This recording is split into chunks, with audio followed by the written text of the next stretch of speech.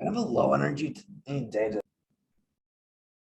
Dude, I don't know. It's kind of hard to have a lot of energy when you can for today, considering what happened last night.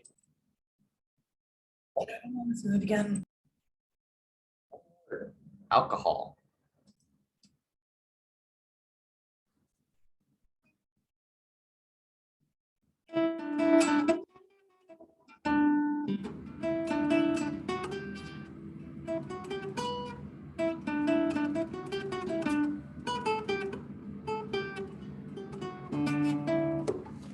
Bruins win 3-1 against the on the road against the San Jose Sharks. Welcome back to the Den, everybody. I'm your host Jay Freeman, and this was, this was kind of a gimme, considering that we just faced the Kraken, and it was like, yeah, didn't really need to do much for that win. And for the Sharks, the Sharks are like what 14 points ahead of the Kraken, but also the Kraken are the last place in the division. The Sharks are second to last, so shouldn't have been too big of an issue, and it really wasn't. Eh, what is it? Jake DeBrusk is still on the top line, and apparently he still wants out, which honestly, I'm fine with that. If this is where he belongs here, that's fantastic. And and if he still wants out, then let him continue playing on the top line. Let him get the minutes and the let him get the minutes, the experience, and anything else he needs to just be a better to show teams that might want him why they should get him. Raise his trade value. It's a very, very big thing. Also, Jesper Froden's in, which I don't know why. It's funny hearing about. It's funny listening to Jack Edwards say Frodeen for an entire for like 2 whole periods, and then be like, oh shoot, I've been told that it's Froden. Oh well. Well, I've never met the man, but I have been told that it's Froden. So, oops. Anyway, Holla. To start the game, it was kind of a defensive struggle. Holla ended up getting a double minor for high sticking less than 2 minutes in. You don't really want that happening. Neither team can really capitalize on anything. The Bruins did. I gotta say, this was one of the best games that the Bruins defense has had. But also, it's against the Sharks. You're not really jumping over a massive fucking hurdle to do that one. And like it wasn't until like 50 minutes into the game that the Sharks notched 10 shots on the night. DeBrusk and Marchand ended up connecting on a 2-on-1, and Marchand ends up slapping it in on the one time. Ends up snapping it in on a one-timer to put the Bruins up 1-0. I don't want to take anything away from James Reimer here, especially because I'm pretty sure the ending gave him serious non-flashbacks to 2013. But Reimer, he didn't have that bad of a game. There was one save in the second period, like pretty early in the second period, where the Bruins got a lot of shots and so on, and Reimer's just on his back, and he just snaps up and just like freaking Statue of Liberty's that shit, and not like Statue of Liberty, you throw it back into his own goal. No, but like he holds it up and he's like, yeah, that was freaking insane. And like halfway through the game, it's evident that the Bruins aren't that the Sharks aren't the only one that have had their missteps in this game, because Bergeron halfway through the game halfway through the game is the only player on the Bruins with that's won 50% or more of their faceoffs, which I mean it should be evident given that Bergeron's like won the most faceoffs of anybody ever. But still, the Bruins need to. It can't just be Bergeron carrying all the weight, especially because this is the last year of his contract, and we don't know if he's going to retire or if he wants to go, if he wants to come back on a team-friendly contract, if he wants to come back on a not team-friendly contract. We don't know. What we do know, just like we don't know the status of Mario Ferraro. Now, this was scary. And this might, and honestly, I don't think this needed to happen. Hall didn't even really need to touch Ferraro. But Hall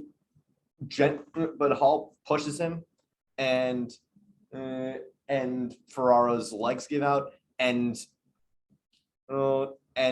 he just goes legs first right into the wall. Now usually when you go legs first, usually when you think legs first, you think sliding slowly and just being able to just. But no, this is like. This is like you're going high speed, no time to freaking react, and one of your legs might be fucked up. So Ferraro, absolutely horrible injury, and absolutely horrible that happened. Hall absolutely deserved that penalty, and we're hoping that this. I'm hoping that this isn't the last we see of Ferraro for a bit. Timo, and obviously less than 15 seconds later, Timo Meier decides to capitalize on the power play and just snipes it past Swayman because and to tie it in the game at one apiece. Now here's probably one of the funniest things from one of the funniest parts of the game from the Bruins in this broadcast is for some reason the refs decide to blow the play dead when the Bruins have full possession of the puck, even though the Sharks have the too many men on the penalty, too many men on the ice penalty, which usually if there's a penalty like that, since the team that didn't commit the penalty still has control of the puck, it's a delayed penalty, and you get to have that, and you get to control the puck until either you score or the offending team takes the puck back. But Jack Edwards was livid with this because he always is, and it was just so funny to see his anger get interrupted by a commercial break. But at the end of the second period, here's an idea as to how bad the Sharks were, or just how good the Bruins were, because Bruins defense was, because we barely gave them the opportunity to do this. Bruins were up 24-9 in terms of shots at the end of the second period. The Sharks don't even have double digits. There's like a